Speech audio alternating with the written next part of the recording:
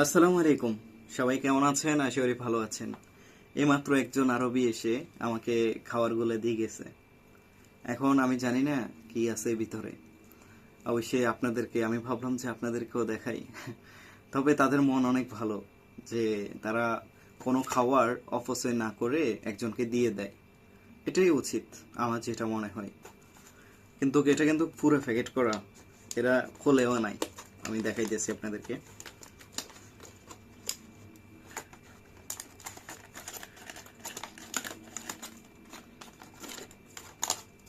মাশাআল্লাহ, দেখেন আপনারা, এটা কি জানেন? এটা হচ্ছে চিকেন। এটাকে আরবিতে খেপসা বলে আর কি। মানে চিকেন দিয়ে, মানে কি মুরগি দিয়ে ফাঁক করে আর কি এটা। এরপরে আছে সাদা ভাত।